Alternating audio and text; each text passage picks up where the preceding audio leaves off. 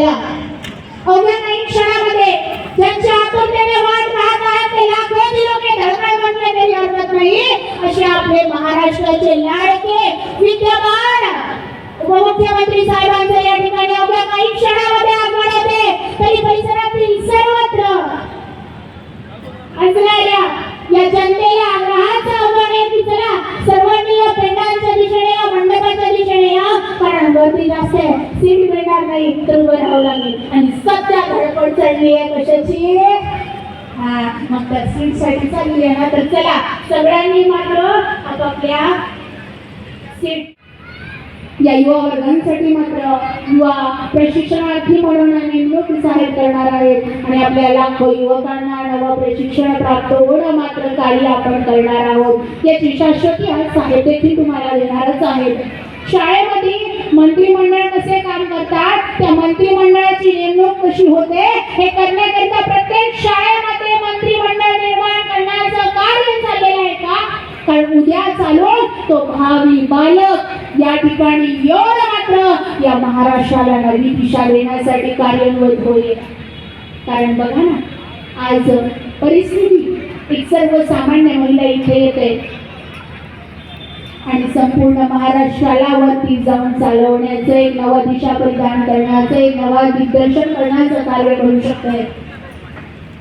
आणि ती प्रेरणा आता नगर परिषद गाजवायची देखील वेळ आली आहेत ना तर बघा ज्यांना मुळातच मात्र संपूर्ण ज्ञान झालं ते अवघ्या बाल्यवयातच कार्य करायला प्रेरित होतात आणि युवा झाले जसे 18-21 पूर्ण झाले मग त्यांची धडपड कुठं इथं आणि म्हणून इथे सगळे बसलेले बघा ना सगळे युवा मंडळी इथे बसलेले आहेत आणि यानंतर अनेक योजना साहेबांच्या आहेत साहेबांनी 12वी वरील विद्यार्थ्यांना 8,000 ते 12,000 असे लाभ दिलेले आहेत बेरोजगार युवकांना साहेबांनी अनेक योजनांचा लाभ देऊन मात्र आत्मनिर्भर करण्यास कार्य केलेलं आहे आणि म्हणून मात्र सर्वांनी इथे बसलेल्या उपस्थित जनतेला एक आग्रहाची विनंती आहे की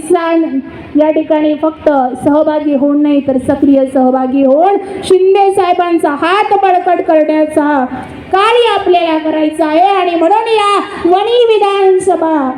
क्षेत्रातल्या प्रत्येक आलेल्या जनतेला मात्र माझी कळकळीची विनंती आहे की नगर परिषद मात्र भगवा भडकवल्या वाचून राहायचं नाही आणि आपण सर्व मतदार बंधू आणि बांधवांना एवढीच विनंती आहे की सगळ्यांनी मात्र या कार्याची दखल घेऊन आपले कोणाच्याही दबावात न येता आपलं मात्र कार्य करायचे आणि मला बोलायला तर आपल्या सगळ्यांना ज्ञात आहे मी 8 दिवस काय 15 दिवस महिनाभर कंटिन्यू बोलू शकते रेकॉर्ड ट्रॅक करून दाखवू शकते परंतु काही सेटची मर्यादा असते काही वेळाची मर्यादा असते आणि त्यामुळे मात्र मी या ठिकाणी आपल्या सर्वांच्या समक्ष याच ठिकाणी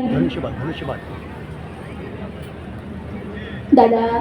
आपण नेमकं आले कशा करता हे सगळ्यांना ज्ञात आहे आणि म्हणून मात्र आपल्याला हा भगवा फडकवायचा आहे आणि